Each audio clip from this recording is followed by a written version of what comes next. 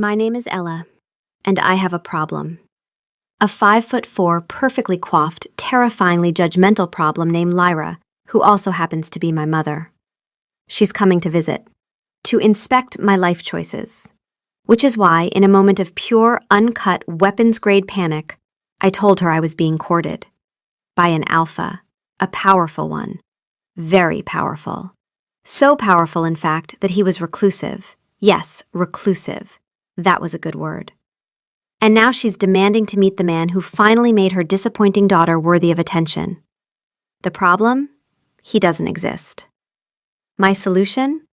Walk up to the most feared wolf on the continent, the literal Alpha King Dimitri, a man the border packs call the Shadow King because he moves like dark water and strikes without warning, and ask him to play pretend. Before you judge me, you should know two things. 1, it was his beta's idea. 2, I was holding a whisk at the time, and my critical thinking skills are historically terrible when I'm holding kitchen utensils. I expected to be turned into a decorative throw rug. Instead, he said yes. Now the Shadow King is my fake courting partner, my mother is on her way, and I have a sneaking suspicion that this was, perhaps, not my most well-thought-out plan. My wolf, who has been listening to this entire catastrophe unfold with the enthusiasm of a cat watching rain, yawned and offered her only comment. The whisk is not to blame. You are simply like this. It started, as most disasters in my life do, at 5 in the morning, elbow deep in sourdough. The rolling pin was mine. My shop, my ovens, my name painted in slightly crooked gold letters above the door because I'd done it myself on a windy day and refused to admit it was crooked. It was a modest success in the capital's central market, if modest success meant that the ovens worked most days, and I'd only cried over the books twice this month. The rent had gone up again. 3rd time this year. The flour supplier had raised prices, citing supply chain disruptions, which I suspected was code for, I bought a boat. My savings were a number that would make a financial advisor weep quietly into their ledger. The rolling pin wasn't failing, exactly. It was persisting, the way a candle persists in a draft. Stubbornly, flickeringly, and with the constant threat of going out. But it was mine. And when I was inside it, flour on my arms and dough under my nails, I made sense. My body, wide-hipped and strong-armed and built for this specific labor, was exactly right. My hands knew exactly what to do. I didn't have to think about the way I looked in a dress, or the way taller, leaner she-wolves seemed to move through the world like they'd been designed for it, while I'd been assembled from leftover parts by a distracted craftsman. My wolf stirred in the back of my mind, a familiar, warm presence that most people would never guess existed, because she was, by wolf standards, pathologically quiet. You were not assembled from leftover parts, she said, her voice dry as toast. You were built like a bread oven, sturdy, warm, essential. The fact that other wolves are built like decorative vases is not your problem. I appreciate the pep talk. It wasn't a pep talk. It was an architectural observation. That was my wolf. She didn't perform. She didn't howl at the moon for attention, or bristle at strangers, or do any of the things wolves were apparently supposed to do. She watched. She noticed things. The way morning light caught in flour dust, the way a customer's smile didn't reach their eyes, the exact moment sourdough reached peak rise. She experienced the world with an intensity that was almost painful, and then she made a dry comment about it and went back to sleep. Everyone said she was weak. Quiet wolf, lesser wolf. The pack healers had poked and prodded at me since I was a teenager, trying to coax her into something more appropriate, more aggressive, more visible. My mother had tried everything short of an exorcism.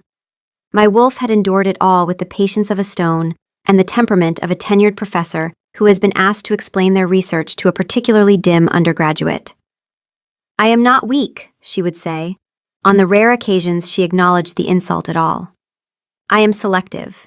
There is a vast and meaningful difference. I believed her, most days. The bell above the shop door jingled, and Julian walked in. Julian was the beta to the Alpha King, which should have made him the second most intimidating wolf in the kingdom. Instead, he was the most annoying. He was tall, sharp-featured, with dark hair he kept artfully disheveled, and he had been coming to my bakery every single morning for 2 years. He ordered the same thing every time, an apricot scone and a black coffee, and he tipped absurdly well, which I suspected was either genuine kindness or a long-term bribery strategy. We were friends, or at least, we were whatever you called two people who traded insults over a display case at dawn. "You look terrible," he said, by way of greeting. "Thank you, Julian. You look like you slept in a hedge." "The usual?" "Please, and I didn't sleep in a hedge. I had a council meeting that ran until 3 in the morning. Stonefang Pack is threatening to renegotiate the timber accords." He slid onto a stool at the counter, rubbing his eyes. "Also, Dimitri's in a mood. The council paraded another eligible she-wolf through the throne room yesterday, Lady something from the Ashvale Pack. She had a 12-page dossier on her bloodline and a smile like a woman who's practiced in front of a mirror for 6 hours. Sounds charming. She brought a genealogy chart, like a family tree, rolled it out on the council table like a battle map, traced her lineage back to the 3rd alpha. Dimitri looked at it for exactly 4 seconds, said, "I see you are descended from competent wolves," and left the room. I snorted, nearly spilling his coffee. He didn't. He did. And then the council spent 2 hours debating whether it was a compliment or an insult, and whether a formal apology was required. Julian took a long sip. He needs someone, not because the council says so, because he's been alone since he was 19, and he's turning into furniture. Very expensive, well-dressed furniture, but furniture. He doesn't laugh, he doesn't rest, he just works, and growls, and reads. Maybe he likes reading. He reads trade agreements for fun, Ella, for fun. Last week I caught him annotating a tax code, with color-coded tabs. Julian stared into his coffee. He wasn't always like this. Before his father died, before Orwin, he was a person. He had a laugh that could fill a room. What happened? Julian's face shuddered. His father was murdered. By Orwin, his father's most trusted advisor. Dimitri called him uncle, ate at their table. Orwin taught him to ride. And then, for a land dispute he'd been nursing for 20 years, he put a blade through the king's back. Julian set down his coffee. Dimitri was 19. He took the throne the same week he buried his father and sentenced the man who'd tucked him into bed as a child. He learned a specific lesson that day, and he's never unlearned it. The people who seem safest are the most dangerous. Warmth is just a strategy. Kindness is just the precursor to the knife. The shop was very quiet. My wolf, who had been observing from behind my ribs, said softly, "Oh, he's not cold. He's scarred. That's a different animal entirely." Julian shook himself, and the mask of easy humor slid back on. "Anyway, enough about my emotionally constipated king. What's wrong with you? You've re-wiped that same section of counter 8 times, and you've got a face like a woman who's committed a crime." I put down the cloth, and then, because Julian was the only person in my life who had never once looked at me with that assessing gaze, I told him. Everything. The phone call with my mother, the lie, the panic, the stupid, impulsive, catastrophic lie about being courted by a powerful alpha. My mother getting on a train, right now, coming here.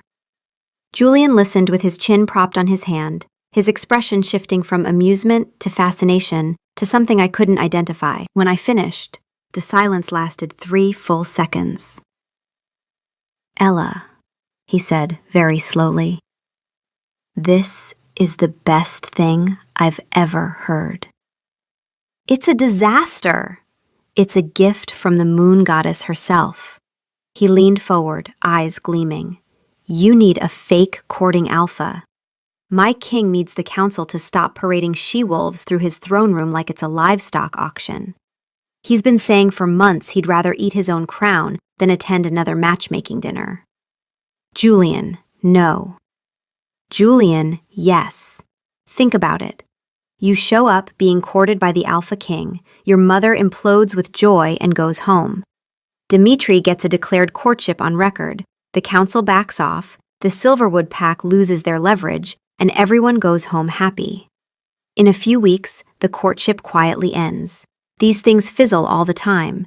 No scandal, no political fallout, clean exit. The Silverwood pack? Vesper's family. Long story. Political betrothal. Dimitri dissolved it. They've been leveraging the jilted intended narrative to destabilize his alliances ever since. Half the council thinks he should reinstate the arrangement. A courtship with someone else shuts that conversation down.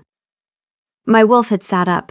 She was doing that thing she did when she was processing, ears forward, head tilted, absolutely still. "This is insane," she said. She paused. "But it's symmetrically insane. Both sides benefit. That's not chaos, that's architecture." "He'll say no," I said firmly. "He might, but he might not." Julian scribbled something on a napkin. "He reads in the library every afternoon between 2 and 4. I'll tell the guards to let you through." "Julian, I can't just walk up to the Alpha King and ask him to pretend to court me." He grinned, standing and tossing a coin on the counter. "You can, and you will, because you're desperate, and desperation makes ordinary people do extraordinary things." He picked up his scone. "Also, for what it's worth, he went to your bakery once, in disguise. He thought I didn't know, but I always know. He told me later that your cinnamon rolls were, and I quote, an unreasonable thing to exist in a world this tedious." He left, the bell jingling behind him. I stared at the napkin. My wolf was quiet for a long time. Then, "He said our cinnamon rolls were unreasonable." She sounded almost pleased. "I want to dislike this plan, but I find I cannot dislike a wolf who understands pastry." An hour later, I was standing outside the Royal Library, my heart trying to escape through my throat. I'd changed into the nicest clothes I owned, a clean navy dress I'd bought 2 years ago and which had fit differently then. It pulled across the hips now, and I'd spent 15 minutes in front of the mirror doing the thing I always did, tugging, adjusting, angling, trying to find the version of myself that didn't look like she'd wandered out of a kitchen and into a place she didn't belong. My wolf watched the mirror ritual with the specific frustration she always had. You are doing it again, looking for flaws instead of looking at yourself. The dress fits the body we have. The body we have is good. Can we go now, or do you need another 10 minutes to despise your hips? I'm not despising them. I'm just adjusting. You are adjusting your posture to minimize the parts of yourself that take up space. I have watched you do this since you were 14. It has never once made you feel better, and it has frequently made us late. I pushed open the heavy oak doors. The library was silent, vast, and smelled of old paper and beeswax. Sunlight streamed through arched windows, illuminating dust motes dancing in the air like tiny, lazy fairies. And there he was, King Dimitri, the Shadow King, the wolf who'd ended the Ashenmore uprising by walking into the enemy camp alone and walking out with a signed treaty and, reportedly, someone's lunch. He was sitting in a worn leather armchair, a book open in his lap, a pair of delicate silver spectacles perched on his nose. His mother's, though I wouldn't learn that until later. No prescription. Shifters didn't need corrective lenses.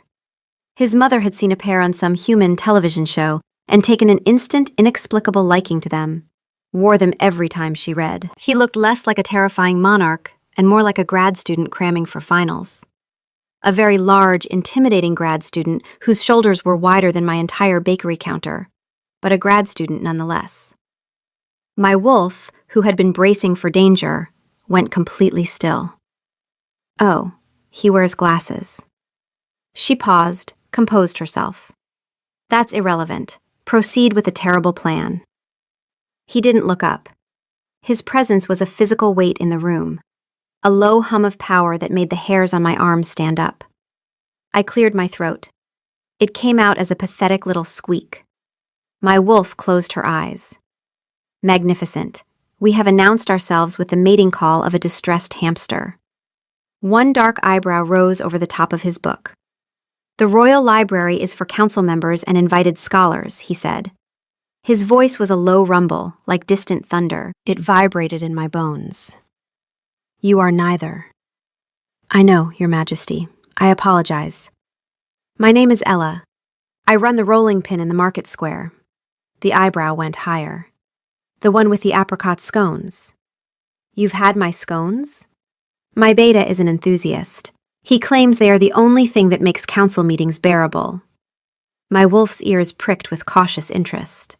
He didn't deny having them himself. He redirected to the beta. That's a deflection.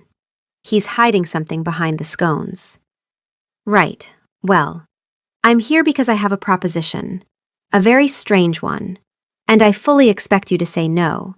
But I'm desperate, and your beta told me that you might be too.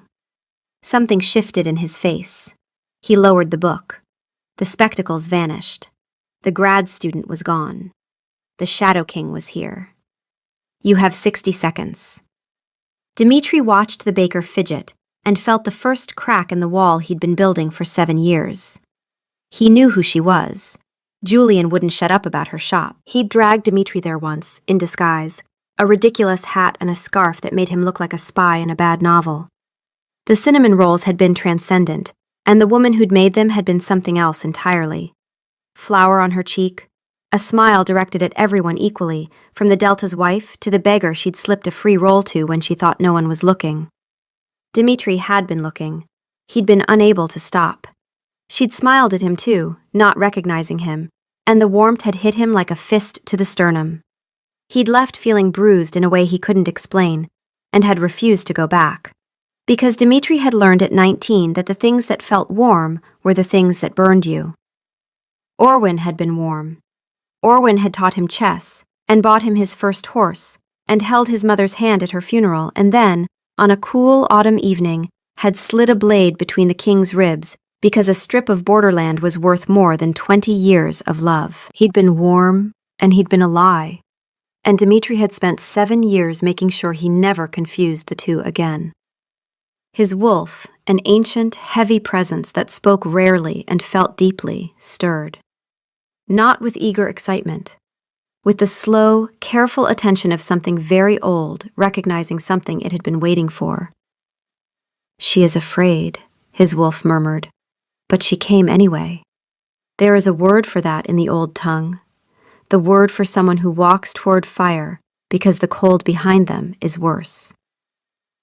Dmitri mentally told his wolf to be quiet. His wolf ignored him. It had been ignoring him for 7 years, ever since Dmitri had locked every soft thing away, and his wolf had been left pacing in the dark, mourning a version of them both that had died in the same room as his father. 50 seconds, he said. She squared her shoulders. He noticed she tugged at the hem of her dress as she did it. A small, self-conscious gesture. She was uncomfortable in her own skin. He recognized the behavior because he'd spent years studying people for weaknesses. But on her, it didn't read as a weakness. It read as something that had been done to her.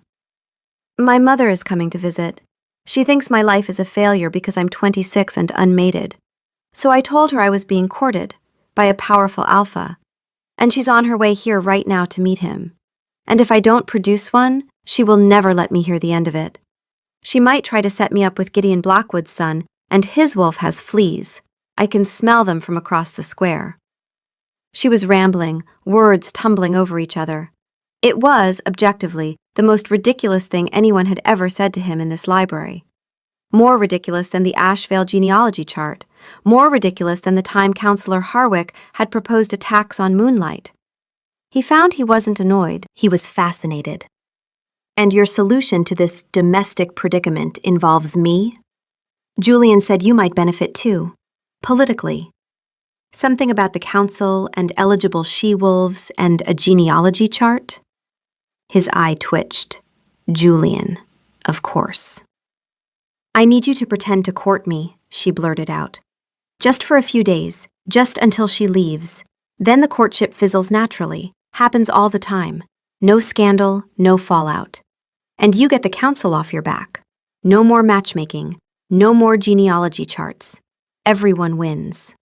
She finished, breathless, already bracing for rejection. Dmitri stared at her. His wolf said, She walked into the den of the most dangerous wolf alive because the cold behind her was worse than the fire ahead. She is not trying to deceive you. She is trying to survive. You remember what that feels like. You used to. The political calculus was sound. A courtship on record would end the Silverwood maneuvering overnight. The council would lose their matchmaking leverage. He could go back to reading in peace. But that wasn't why he said yes. He said yes because when she'd said, "I can smell them from across the square," she'd wrinkled her nose in exactly the way she'd wrinkled it when the beggar had thanked her for the cinnamon roll.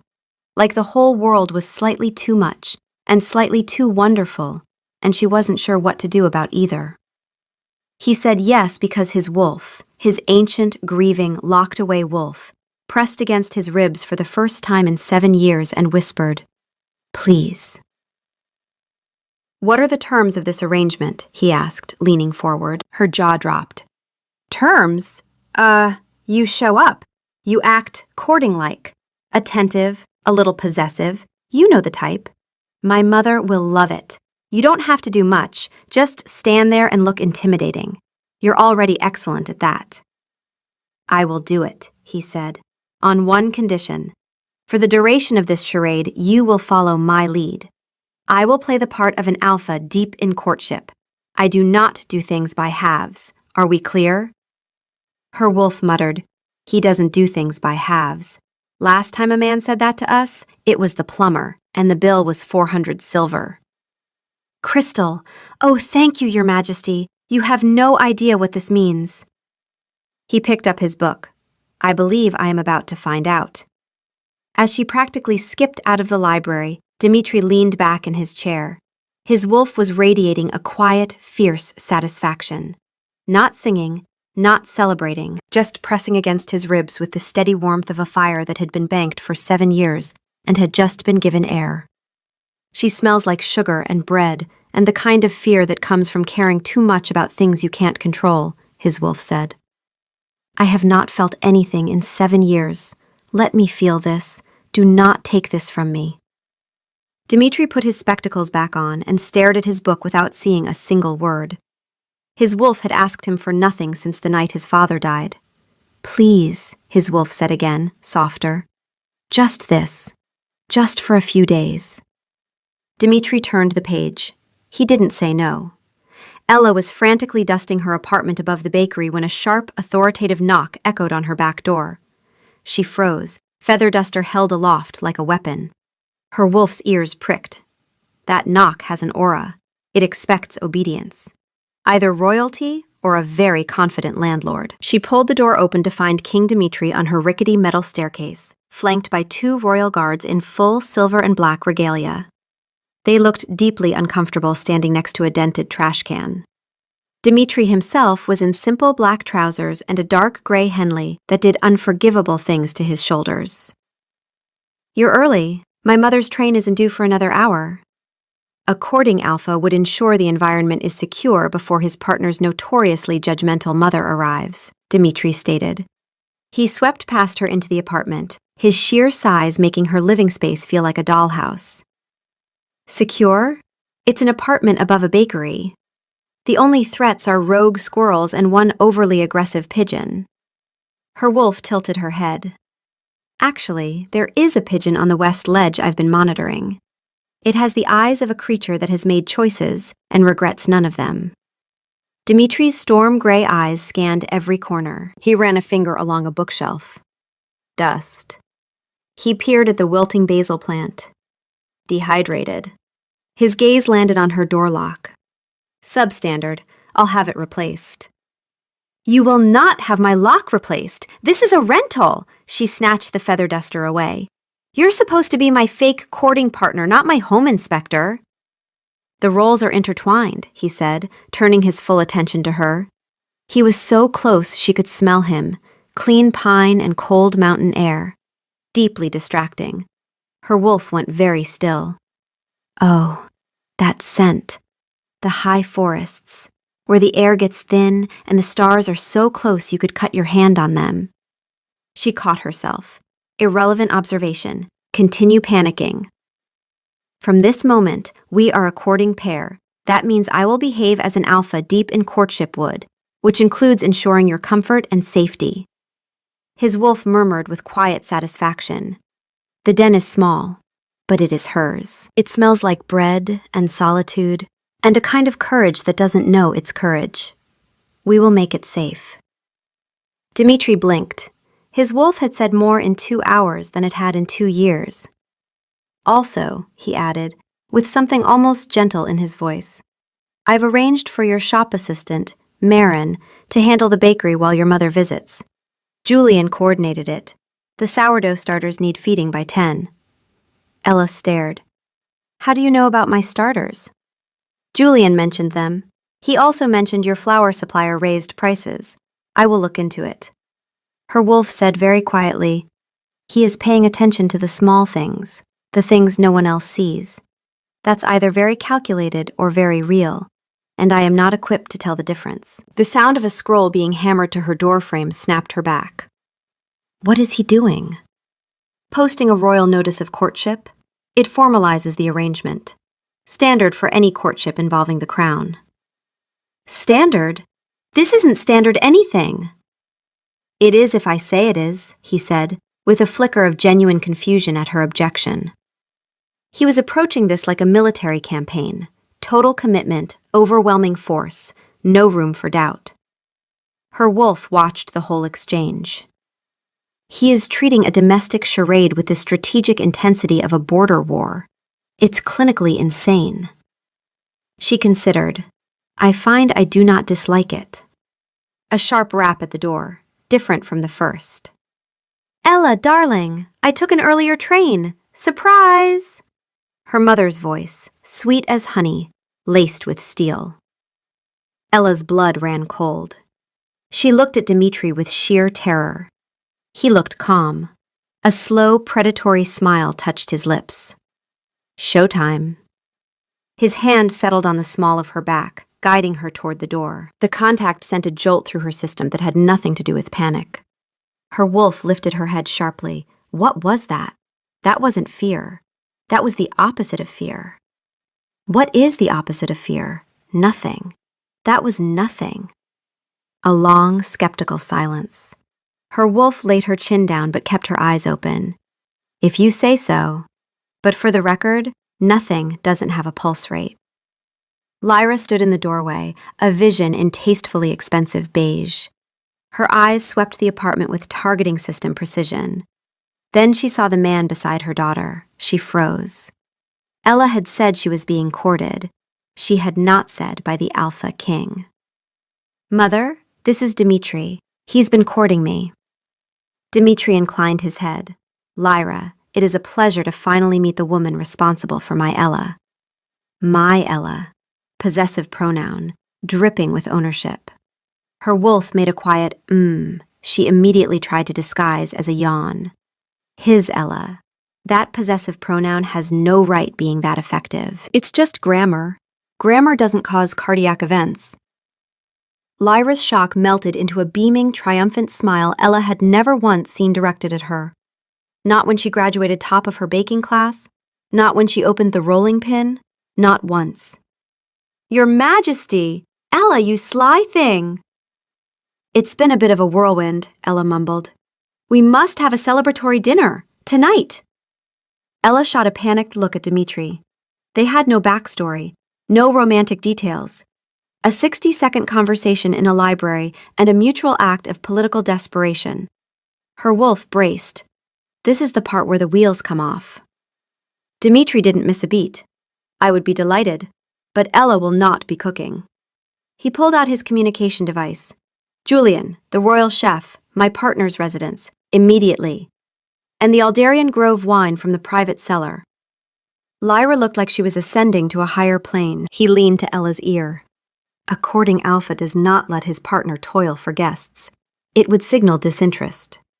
You are enjoying this, aren't you? She hissed. A ghost of a smile. Immensely. Her wolf. For the record. His breath on our neck? Biological response. Temperature differential. Nothing more. Ella decided not to argue. They'd both lose. The royal chef, Gustave, looked at Ella's kitchen with existential despair. Her oven, a rustic relic. Her knives, charming for whittling. Her cast-iron skillet caused a small, wounded sound from the back of his throat. Dmitri sat at the tiny dining table, weaving a fictitious courtship story for Lyra. "I first saw her in the market," he murmured. "There was a light about her, a warmth. My wolf noticed her before I did." His wolf stirred. "That is not fiction. We did see her. We did notice. You simply refuse to acknowledge it because you refuse to acknowledge anything that might make you feel something other than duty and suspicion." "He was so shy at first," Ella chimed in from the kitchen. "He kept sending Julian to buy pastries just to have an excuse to hear about me." Dimitri's eyes met hers, a flicker of surprise. That part was closer to truth than either of them wanted to examine. He gave her an infinitesimal nod. "I was unaccustomed to such feelings. Her presence was disarming. I found myself at a loss." His wolf, low and aching. "You are not even lying anymore. You are saying things you have never permitted yourself to say and calling it performance. I have waited 7 years for these words. Even spoken for the wrong reasons, I am grateful." Lyra dabbed her eyes. "Just like the old tales, the fated king and the humble maiden." Gustav muttered something in Old Wolf tongue that probably translated to, "My truffle oil is weeping in this hovel." Then Lyra cocked her head, eyes going sharp. "Tell me, Dmitri, what was the very first thing you said to her?" A trap. If their stories didn't match, everything unraveled. Her wolf tensed. "Here it comes. The iceberg. We are the Titanic. Your mother is the Atlantic Ocean." Dmitri didn't hesitate. "I told her she had 60 seconds. Ella froze. The actual truth. Lyra frowned. 60 seconds? To convince me she was the most interesting person to walk into my library in a decade. She used 45. I was convinced by 20. Silence. Then Lyra sighed dreamily. A time limit on love. Only a king would think of that. Ella stared at him. He'd taken the truth and sewn it into the lie so seamlessly she couldn't find the stitches. Her wolf, stripped of all sarcasm. He remembers exactly what he said to us. Every word. People don't remember things that don't matter to them. That means nothing. Her wolf didn't argue. She curled tighter, golden eyes soft, like someone guarding a flame they know isn't theirs to keep. Then Lyra noticed Ella's plate. "Darling, you've barely touched your pheasant." Dmitri picked up his knife and fork and, with surgical precision, began cutting the meat on Ella's plate into small, perfectly uniform pieces. Total silence. Gustav froze mid-pour. Lyra stared. "What are you doing?" Ella whispered. "Courting alphas provides sustenance. It demonstrates investment in the partnership." He pushed her plate back. "Eat. You need your strength." His wolf thrummed. Yes, the texts were clear. Provision of sustenance is a foundational expression of courtship intent. We are excelling. Ella's wolf experienced a systems malfunction. That is the most absurd, archaic, patronizing gesture I have ever witnessed. She paused dangerously long. Why is every nerve in our body paying attention? Why did our heartbeat change? I need to lie down. I need to think about what's happening to me. Lyra sighed. A true traditionalist, so attentive. Ella ate a tiny, perfectly cut piece of pheasant and wished for death. Her wolf, still lying down, thinking, but what a way to go. The next morning, Ella woke to perfect coffee and stumbled out to find Dmitri by the window in his spectacles, reading a leather-bound journal. Her wolf noticed the spectacles before anything else. The glasses are back. She searched for the right word and failed. This is fine. We are fine. His note on the counter, starters fed, Marin confirmed, D. Her wolf stared at it. He signed it D. Not His Royal Majesty, not the Shadow King. Just D. That's very human of him. This is getting out of hand. You're too good at this. The meat cutting, the sourdough schedule. Where did you learn all of it? His composure wavered. I read a book. What book? A flush on his cheekbones. Dominance, Devotion, and the Alpha Bond. A primer. She burst out laughing. Full, unguarded, the kind she usually kept tamped down because it was too loud, took up too much space. Her wolf basked. That sound. That is the sound I've been trying to get you to make for 10 years. That laugh is not too loud.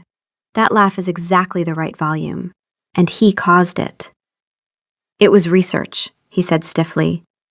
The chapter on providing physical sustenance as an expression of courtship was particularly informative. There was a diagram. A diagram? Of optimal food portion sizes relative to the partner's body weight. I adapted it for pheasant. She laughed so hard she had to set down the coffee. He watched her with an unreadable expression, spectacles slightly askew. Then, as she took another bite of croissant, powdered sugar settled on her upper lip. Without thinking, he reached out and brushed it away with his thumb. His thumb lingered.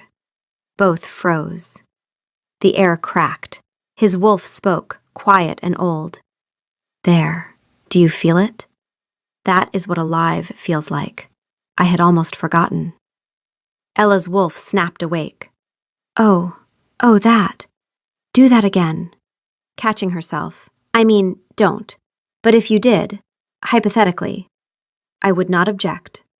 He snatched his hand back. You had sugar. Her wolf, trembling.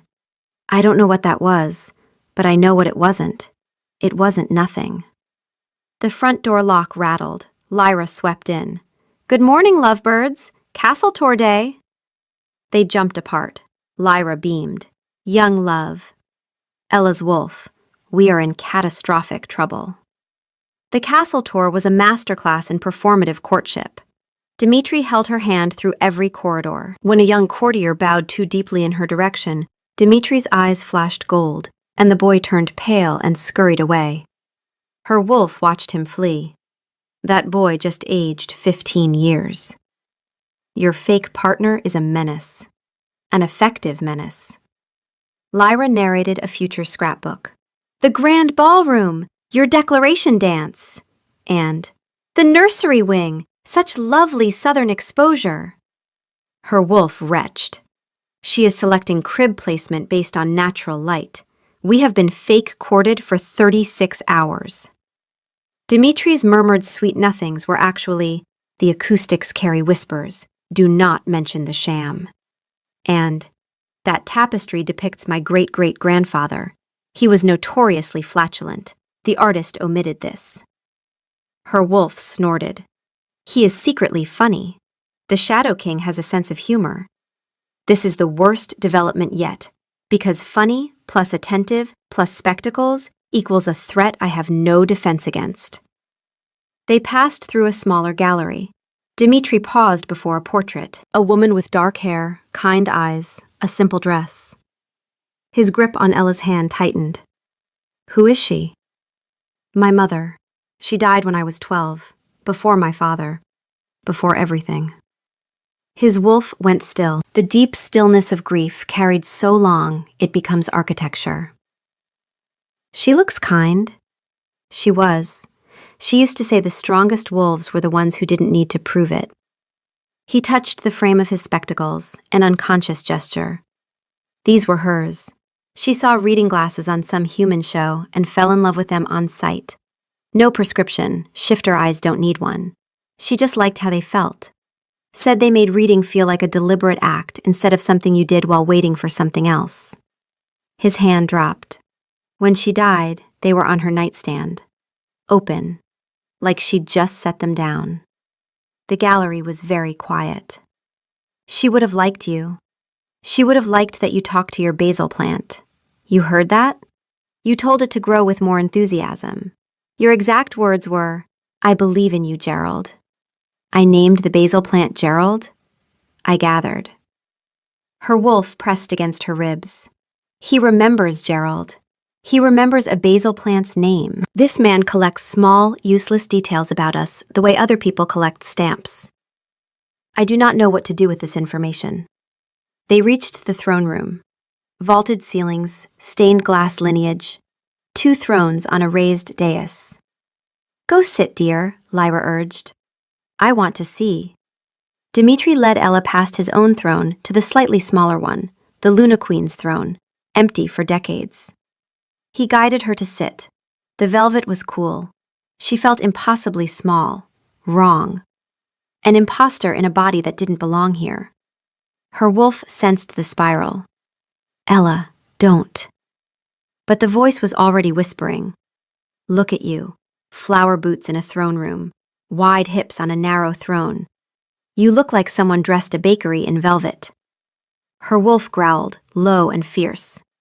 Stop. That voice is not yours. It's your mother's assessment and every healer who poked us, and every wolf who called us lesser, and you swallowed it whole, and now it speaks in the first person. But it is not you.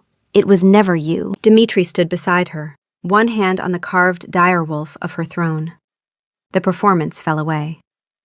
It suits you, he said. Quiet, meant only for her. He meant it.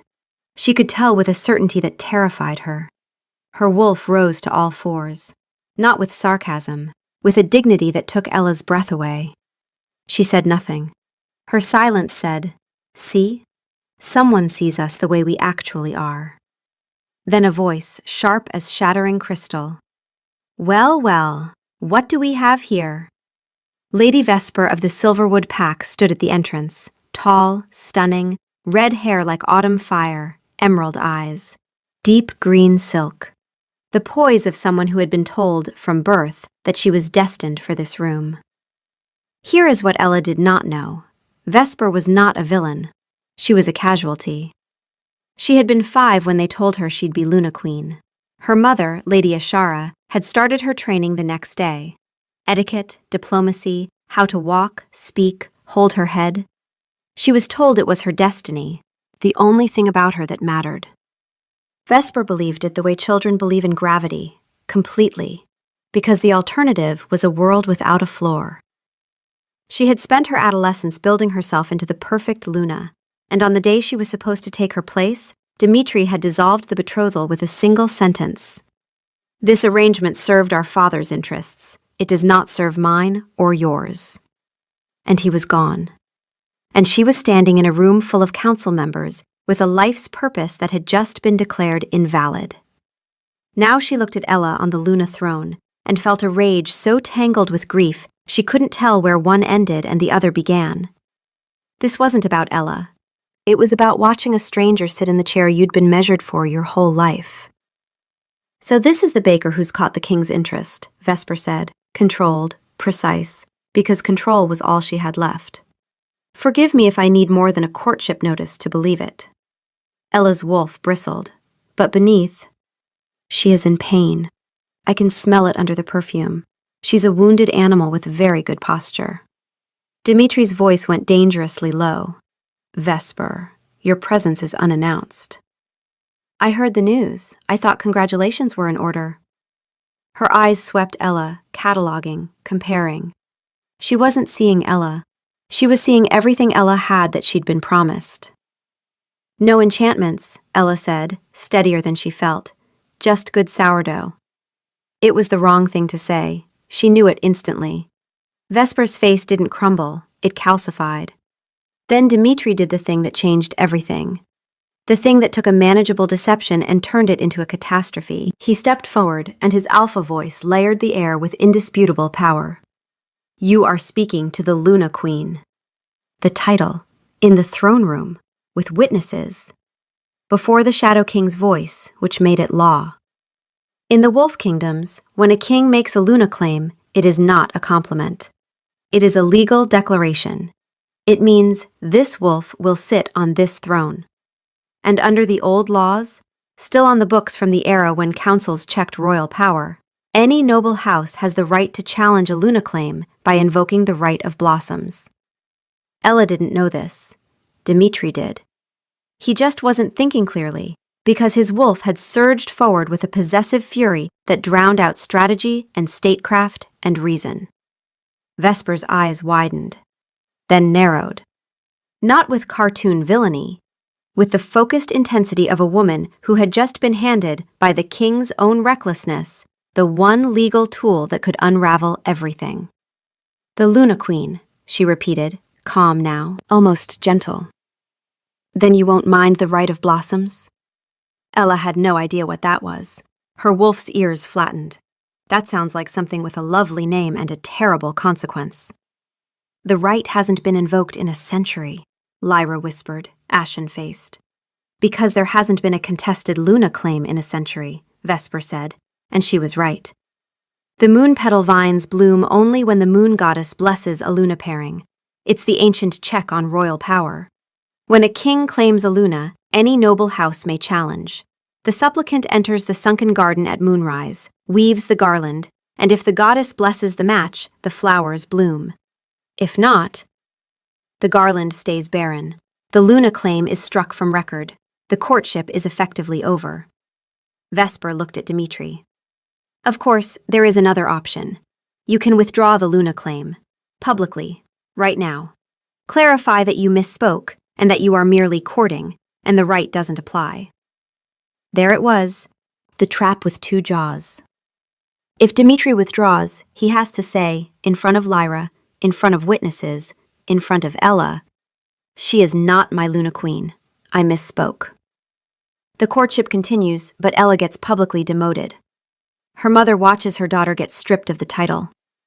The charade survives, but Ella is diminished. Again. By someone powerful. Again. If they accept the right, they gamble everything on ancient magic, and whatever they actually feel.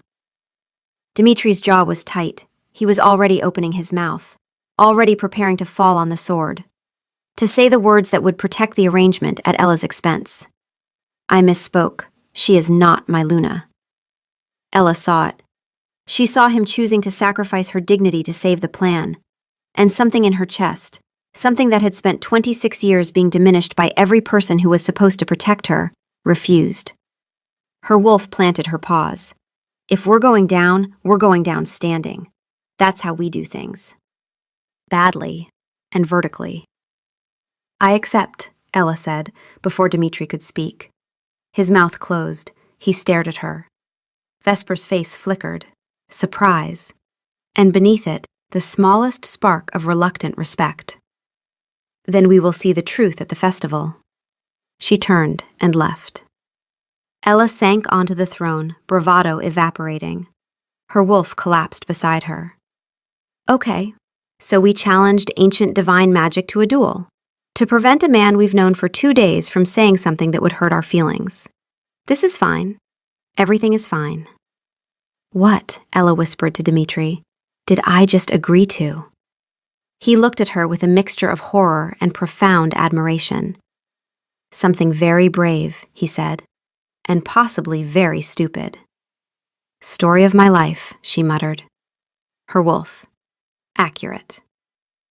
That night, the apartment became a war room. Lyra paced, Ella poked her sourdough starter. Dimitri stared out the window, rigid with self-recrimination. His wolf was a caged storm. We escalated. We called her Luna Queen because we couldn't bear to see her belittled. And now she is trapped. This is what happens when we feel things. People get hurt. This is why we stopped. We need a plan, Ella said. The right. What do we actually know? Dimitri turned, and his face was a thunderous mask. This is my fault. I made the Luna claim. I will fix it. Fix it how? Command the flowers to bloom? If necessary, he growled. His wolf agreed. We are king. If we tell the flowers to bloom, they should bloom. Anything else is insubordination. The moon petal vines grow in the sunken garden, he continued, forcing himself into strategy mode. They're dormant except during the festival. The supplicant enters alone at moonrise, gathers the vines, weaves them into a garland. The result is presented before the court. If the goddess blesses the match, the flowers bloom. And if she doesn't? The garland stays barren. The Luna claim is struck from record. Great. So my options are divine approval or public humiliation. Lovely. Her wolf. When you put it like that, it sounds bad. She paused. It is bad, but at least we'll be humiliated with excellent posture. There is something else, Dimitri said. The texts mention that the vine's magic amplifies whatever is in the weaver's heart. It doesn't create feeling, it reflects it, amplifies what's already there. Silence. Any genuine feeling. Ella thought of him making her coffee, brushing sugar from her lip. The quiet sincerity when he'd said, "It suits you." There were feelings there. They weren't epic, faded love, but they weren't nothing. Her wolf, very quietly, "We feel things for him. You know we do. We don't have to name them. We just have to stop pretending they're not there." For the rest of the night they practiced. Dmitri produced his great-grandmother's diary and taught Ella the weaving pattern with bakery twine. His spectacles came out. Her wolf catalogued this with quiet intensity. The glasses, in low light, reading his grandmother's handwriting. This is an intimacy he doesn't realize he's offering. Their fingers brushed, their heads bent close. The air grew thick with unspoken things. By midnight, she had the pattern memorized. Something soft and fragile had settled between them, too new to name and too real to ignore. The next morning, the poison came. Not literal, worse. Information. Vesper intercepted Dmitri in the corridor outside the council chamber. She was calm, composed, almost kind. That should have been his first warning.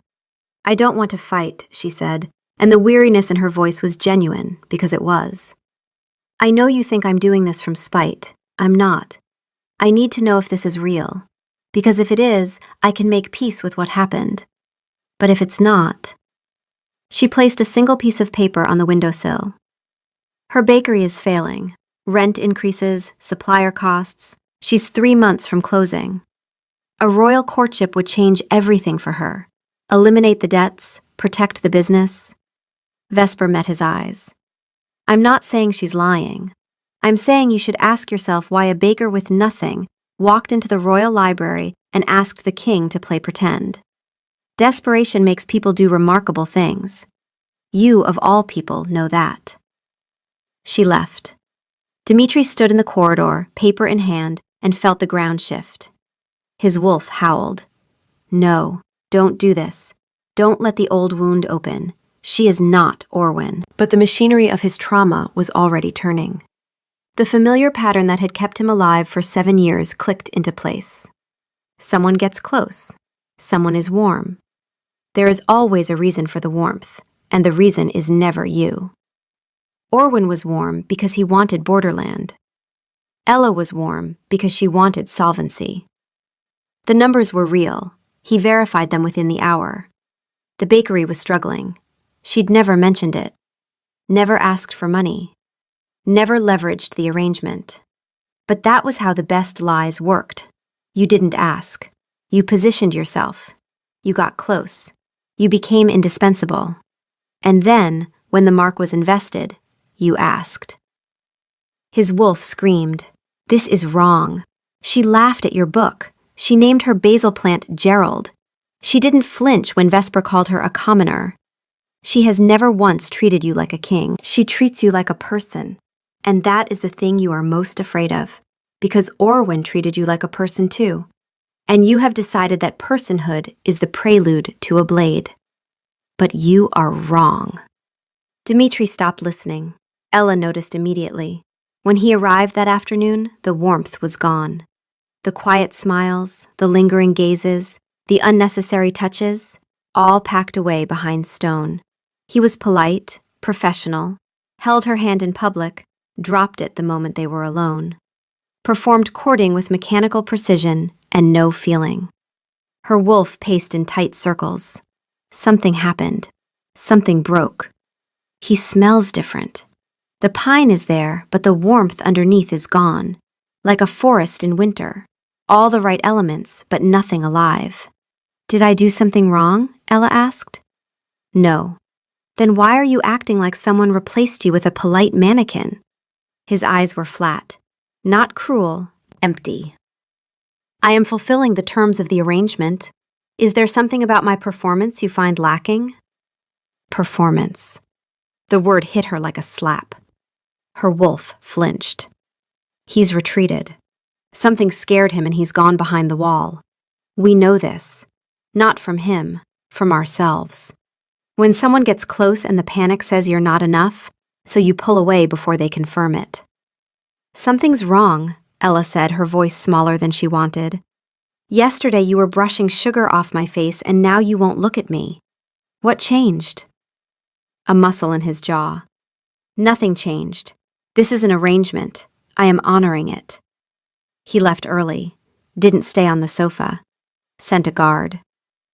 Ella sat alone, and every insecure voice she'd spent 26 years accumulating spoke at once. He's realized you're not worth it. He's seen what you actually are. A baker with a failing business and wide hips and a quiet wolf. The novelty wore off. Of course it did. Her wolf pressed hard against her ribs, trying to hold her together. Stop. Those voices are liars. They have always been liars. Something happened to him, not to you. This is his wound, not your worth. It feels the same, Ella whispered. Her wolf wrapped around her heart. I know it does. But it isn't, I promise.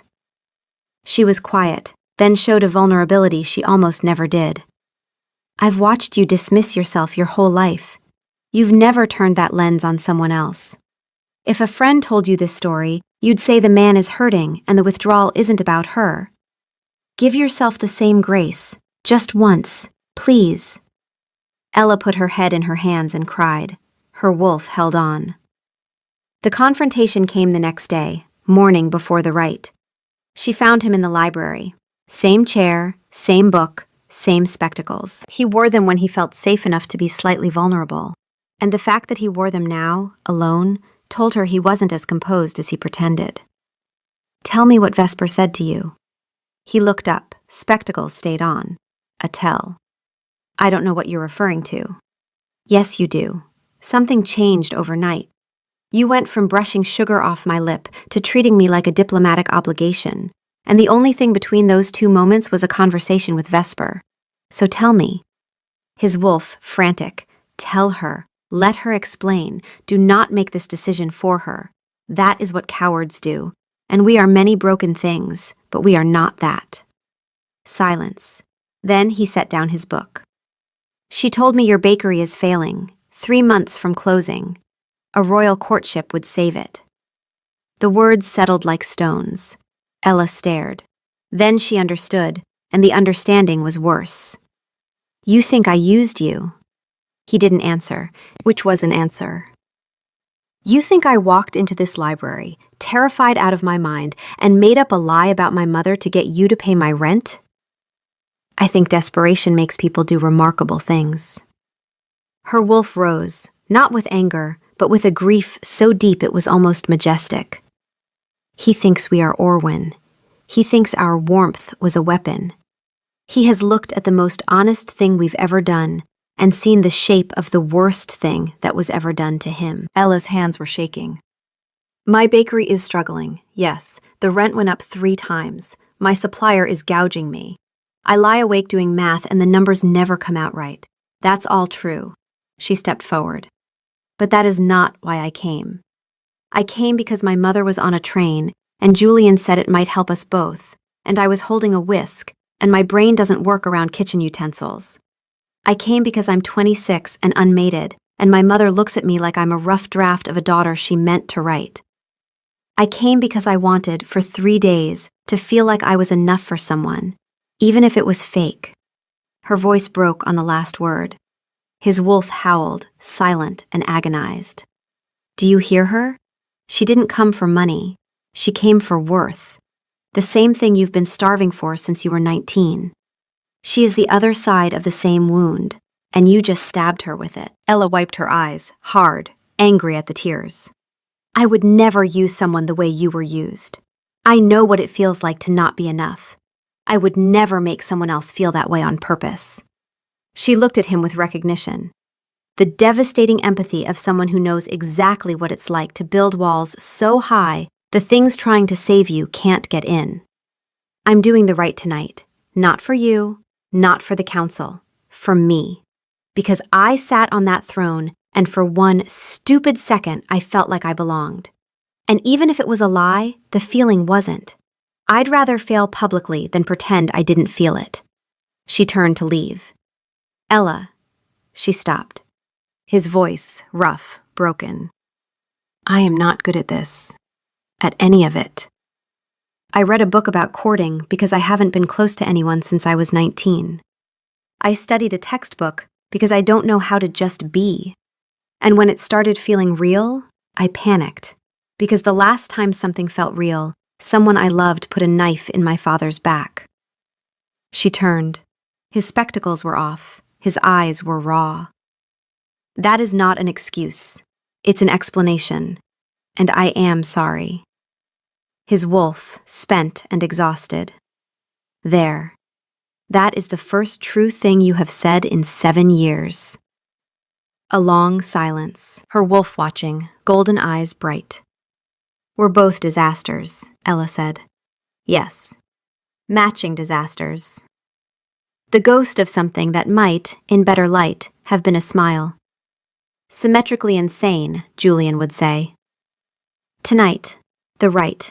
I'm still doing it. I know. I'm terrified. I know. If the flowers don't bloom, then I will kneel anyway, he said, quiet and fierce. Flowers or not. I should have been braver. I should have asked instead of assuming. I won't make that mistake again. She nodded, walked to the door. Her wolf whispered back toward the library. The book, the one about courting. Was there a chapter on apologizing? From deep in the library, though Ella couldn't hear it, Dimitri's wolf answered. Chapter 12. He read it twice. Julian found Dimitri before the ceremony. She told me what happened. The Vesper thing. His voice was stripped bare. Dima, if you let this woman walk into that garden thinking she's not enough, I will end you. Not politically. I know. Do you? Because you've spent 7 years treating every warm thing like a trap, and I've watched it, and I'm done being quiet. She's a baker who talks to plants and laughs too loud, and she walked into your library and asked for help, and the only thing she's ever taken from you is your peace of mind, which you weren't using. I know, Dimitri said, quieter. Then act like it. Twilight, the courtyard packed, torchlight and silk and 100 watching eyes. Vesper near the front, composed but watchful. Lyra in the back, pale. Dimitri stood with Ella at the gate to the sunken garden. The raw honesty from the library still hung between them. Remember the pattern. Twist, loop, tuck. And don't think. He placed his hands on her shoulders, firm, real.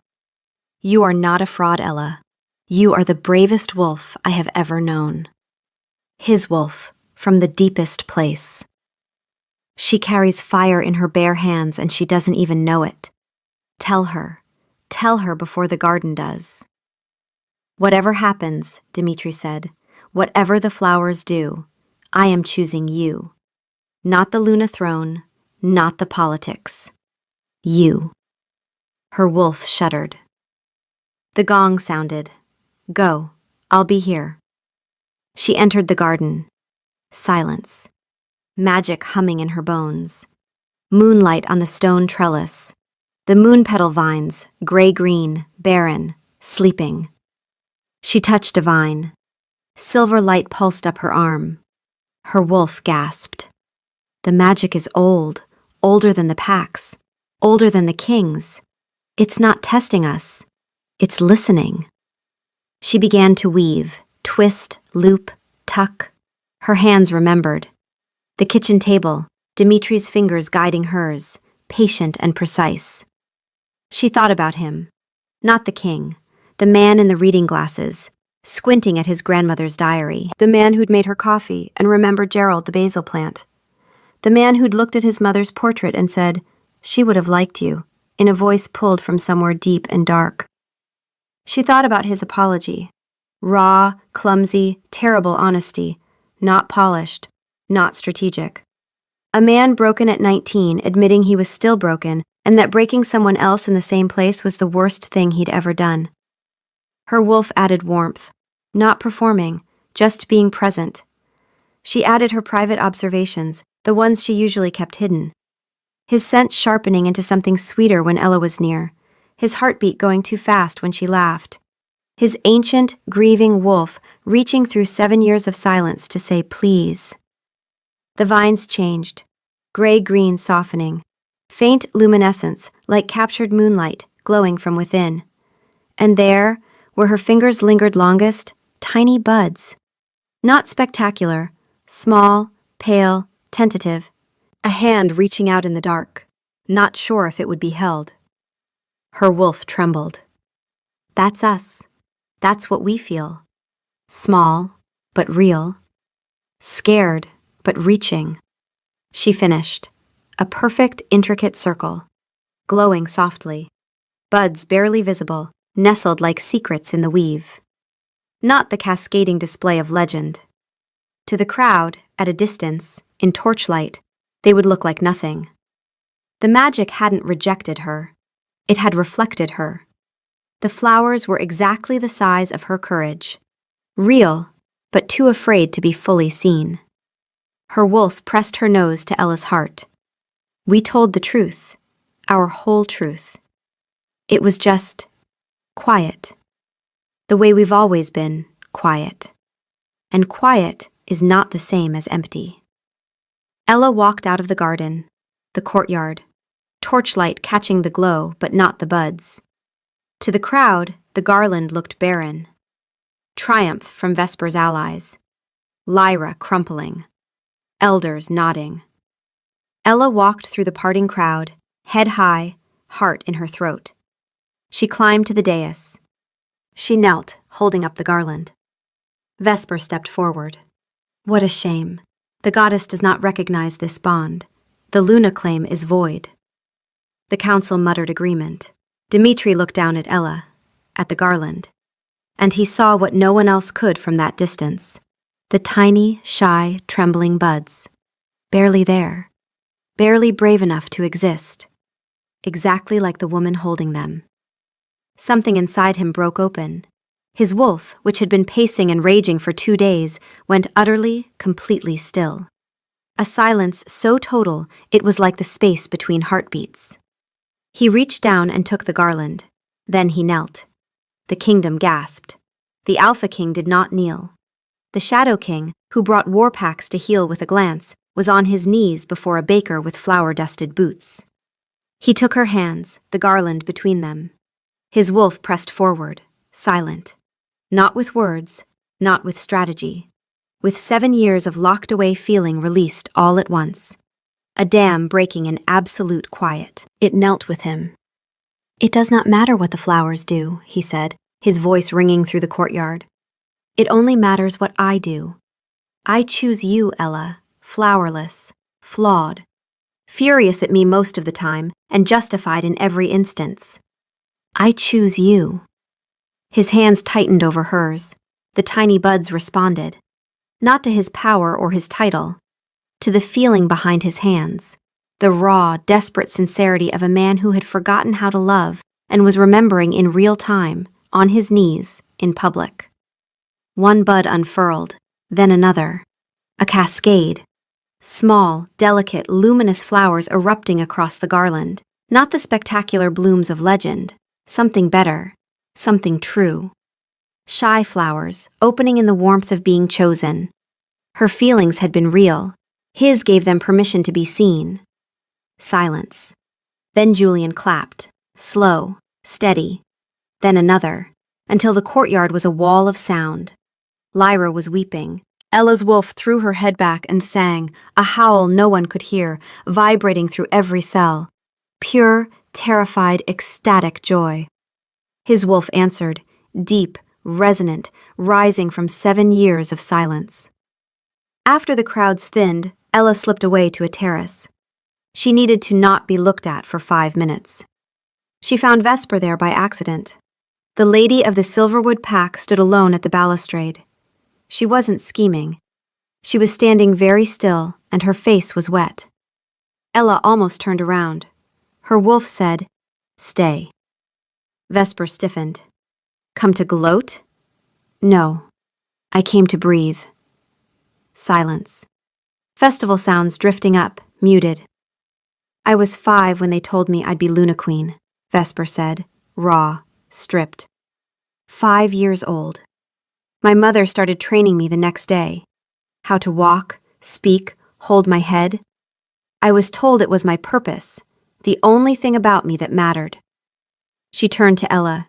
The armor was gone. Underneath, a woman who looked exhausted. When he dissolved the betrothal, I didn't just lose a title. I lost the only version of myself I knew how to be. A shaking breath. I challenged you because I needed to know. If it's real, then he was waiting for something I was never meant to be, and I can survive that. It hurts, but it's clean. But if it was fake, if he threw away my entire life for a game— It wasn't fake, Ella said quietly. It started that way, but it isn't. No, I saw him kneel. That wasn't strategy. Silence. Ella's wolf nudged her. Vesper, you spent your whole life being measured for a role that wasn't yours. I spent mine being told I wasn't enough for any role at all. We're not the same, but I think we know the same feeling. The one where you look in the mirror and can't find the person you were supposed to be. Vesper's composure cracked, just for a second. Then she reassembled it, because that was what she did. You're not what I expected, she said. I know. I expected me to be different too. The ghost of a real smile. Take care of the Luna throne. It has terrible lumbar support. She walked back toward the festival, didn't look back. Ella's wolf watched her go. She's going to be okay.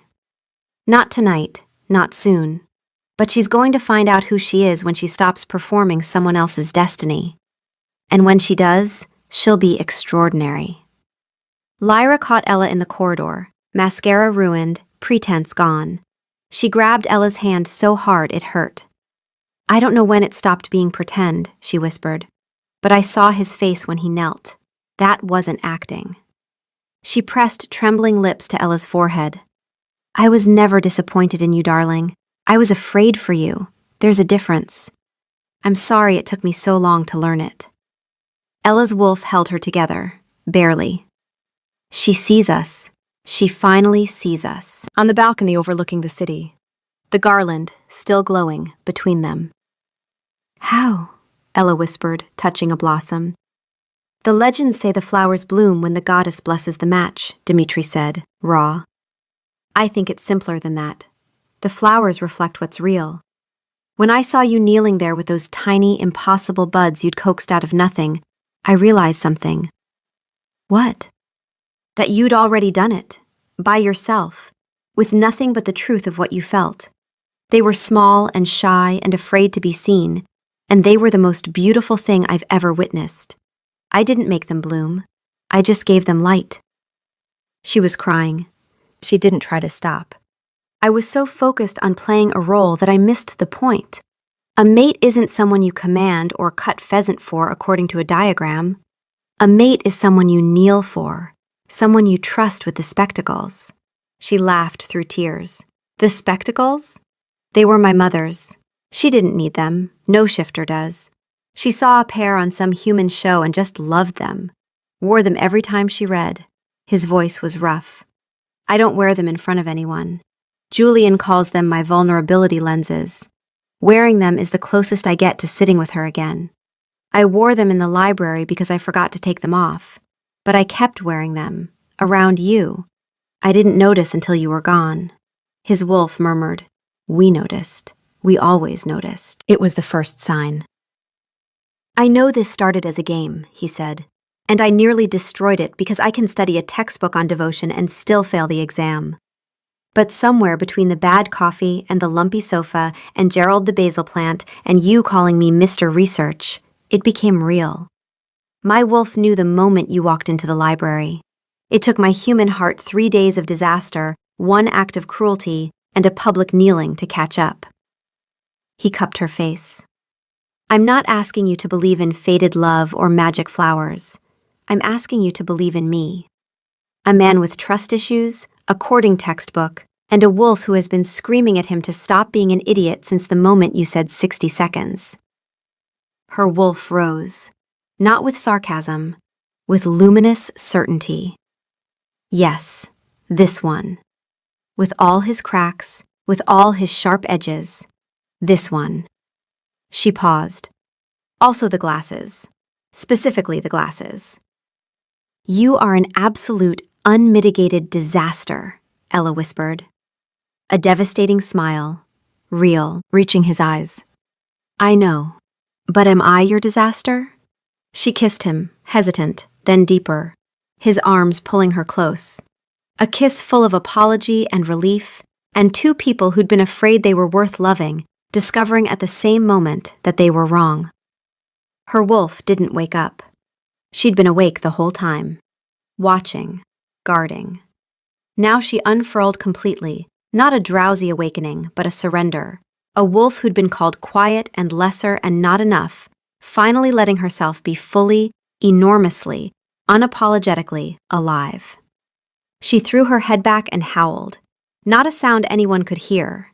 A feeling. Joy so large it had no edges. His wolf answered. Ancient, deep, carrying 7 years of silence and the staggering relief of it breaking. The two wolves' voices braided together in the dark. Yes, Ella whispered against his lips. You're my disaster. A few months later, the royal kitchens were a war zone. Flour everywhere, chocolate on the floor, King Dmitri, in his spectacles, perplexed by dough stuck to his hands. I'm using the technique you showed me. Push, fold, turn. You're punching it, Ella said, tea in hand. It's bread, not a political rival. It's resisting my authority. Bread doesn't have authority issues. Bread has gluten. Be gentle. His wolf purred. The dough is irrelevant. She is here. The den smells like yeast, and her laugh, and the future. Ella's wolf was sprawled, tail thumping. He's wearing the vulnerability lenses to bake. Covered in flour. This is the best thing I've ever seen. Don't help him. Let him fight it. She walked over, wrapped her arms around his waist, placed her hands over his. Gently. Feel the rhythm. It's a conversation. He leaned back into her. More productive with a mediator. She nipped his earlobe. He kissed her, slow and flowery. Julian appeared. Sorry to interrupt. Stonefang emissaries. Dmitri sighed. Tell them I'll be there in a moment. Shall I mention you're being held hostage by a sourdough starter? Get out, Julian. Julian bowed. At the door, Lady Vesper sends regards from the Frostclaw outpost. She's been appointed Northern Trade Envoy. Apparently she's terrifying local merchants into record-breaking efficiency. She asks me to tell you the weather is, quote, a personal affront from the moon goddess, but the work is, quote, not entirely beneath me. Ella smiled. Vesper hadn't become a different person. She'd become more of herself. Her wolf, quietly. She found her own throne, made of ice and trade agreements. But hers. Dmitri wiped flour from Ella's nose with his thumb, the same gesture that had once frozen them both. Now it was just theirs. A small daily intimacy that meant, I see you. He left to deal with the Stonefang Alpha. Dough on his shirt, flour in his hair, spectacles still on. Her wolf purred. Our disaster. Flour in his hair and a kingdom on his back, and vulnerability lenses on his face. Not a single part of this was in the plan. A letter on the counter, Lyra's handwriting. Ella read it for the third time. Lyra wrote about pride, friends' jealousy, how she'd always known. But tucked between the boasting, in smaller script, I was never disappointed in you, darling. I was afraid for you. There's a difference. I'm sorry it took me so long to learn it. Ella's wolf read it with her, every time. She sees us now, not the version she wanted, the version we are. That's what love looks like when it finally grows up. A newspaper clipping. The Baker Queen, how the Luna Queen is changing the kingdom, one loaf at a time. PAC-funded bakeries in every district, jobs and bread for the poorest wolves. Headline underlined twice. Life was strange. She'd gotten everything she thought she wanted, but not how she'd expected. She hadn't needed to be louder, thinner, more impressive, more powerful. She'd needed to be herself. And she'd needed a terrified, broken, textbook-reading king to see it before she could. She looked around the messy kitchen, starters bubbling, flour drifting, the faint scent of pine lingering where he'd stood. It wasn't the quiet life she'd planned. It was loud and complicated and full of sourdough disasters and political crises, and a wolf who wore reading glasses, and a mother slowly, painfully learning to say, "I love you," instead of, "I expected more." Her wolf yawned. Not the drowsy yawn of a wolf half asleep, the satisfied yawn of a wolf who had been awake the whole time and was finally in a place where being awake didn't hurt. And she wouldn't have it any other way.